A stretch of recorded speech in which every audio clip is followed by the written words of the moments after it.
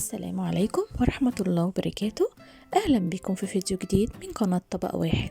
أنا أماني، ولو أول مرة تشوفوا قناتي انزلوا تحت الفيديو واشتركوا في القناة وفعلوا جرس التنبيه هيوصل لكم شعار بكل وصفة أنا بعملها. بس قبل ما نبتدي الفيديو ما ننساش نصلي على الرسول عليه أفضل الصلاة والسلام. وصفتنا النهاردة وصفة سريعة جدا ومش بتاخد منك وقت خالص ومش مكلفة، ومقاديرها ومكوناتها موجودة في كل بيت. المقادير بتاعتنا: بواقي سجق كان عندي كنت عملت بيه معاكم الحواوشي الشامي، ومعايا طماطمايه وفلفله وبصلايه. هنعمل الجلاش دلوقتي، الجلاش الحادق. هنقطع الخضار بتاعنا عبارة عن بصل وفلفله خضرة وحمرة وبصل، هنقطعه بأي تقطيع انت حباها، وهحطه على السجق اللي انا فرماه عندي اللي كنت عملت بيه معاكم الحواوشي الشامي. هقلب الخلطة بتاعتي كويس جدا، وهجيب الجلاش بتاعي وادهن الصينية بتاعتي مادة دهنية، اي مادة دهنية سمنة او زبدة، وهفرد الجلاش بتاعي. هحاول افرد الجلاش نصه في الصينية ونصه بره الصينية لحد ما افرد 4-6 جلاشات، وبعد كده هقفلها زي ما انتوا شايفين معايا. انا بحط نص الجلاشة في الصينية والنص التاني بسيبه بره الصينية، وهعملها كلها كده داير ما يدور في بعضها لحد ما احط كمية الجلاش اللي انا عايزاه. نفس كمية الجلاش اللي جوه الصينية هي هتبقى بره الصينية، يعني لو حاطة 6 جلاشات هقفلهم برضو 6 جلاشات، لاني هحط نصها في الصينية ونصها بره الصينية زي ما انتوا شايفين معايا كده. وبين كل رقة جلاش هنحط مادة دهنية. جلاشة الفطير الحادقة دي كان جوزي بيجيبها لي وكانت غالية جدا، قلت له خلاص ما نجيبهاش تاني وانا هعملها، وعملتها باحلى وقطع من اللي احنا بنشتريها. خلاص انا كده فردت في الصينية بتاعتي 6 جلاشات، نصها بره ونصها جوه.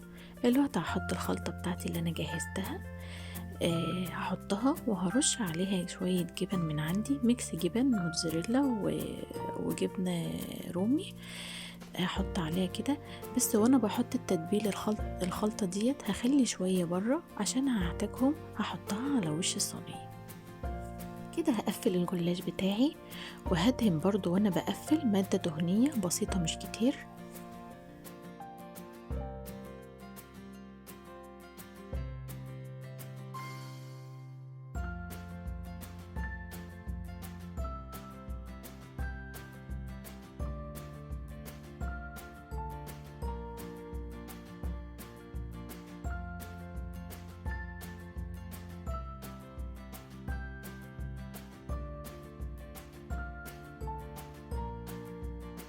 كده انا قفلت الصينية بتاعتي.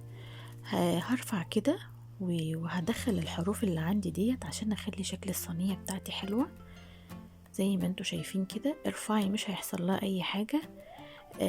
انا ما كانش عندي جلاشة سليمة كلها عشان كده هي مش مظبوطة معايا من الجناب. انت تخلي جلاشة سليمة عندك كاملة وهتتقفل معاكي بطريقة احلى من دي. هقفلها وبعدين هقطعها تقطيع مثلثات علشان هسقيها. معايا بيضاية وعليها رشة ملح صغيرة، وهقلبها كويس جامد لحد ما البيضاية تدوب خالص، وهحط عليها كوباية لبن. لو ما عندكيش لبن عادي ممكن تحطي لبن، معلقة لبن بودرة على كوباية مية وتقلبيها وتقومي ضيفها للبيضاية. هتقلبيها كويس وهتسقي بيها الصينية من كل الجناب. معلقتين الحشو اللي انا حشيت بيهم الجلاشة من جوه هحطهم على وش الصينية من فوق عشان اخلي شكلها حلو وتبقى طعمها جميل وتبقى شكل الفطير الشرقي اللي بنشتريه. هرش شوية جبن على وش الصينية وبعدين هدخلها الفرن على درجة حرارة 200 لمدة ربع ساعة، ويكون الفرن سخن من قبلها. ودي كان شكلها، ويا رب تكون الوصفة عجبتكم. وبس كده، دي كانت وصفتي النهاردة. جربوها وقولوا لي رأيكم فيها في التعليقات. ولو عجبتكم وعجبكم الفيديو ما تنسوش تدعموا قناتي بالاشتراك فيها وتفعيل زر الجرس. وشكرا لكم على حسن المتابعة. وما تنسوش في آخر الفيديو تصلوا على الرسول عليه أفضل الصلاة والسلام. والسلام عليكم ورحمة الله وبركاته.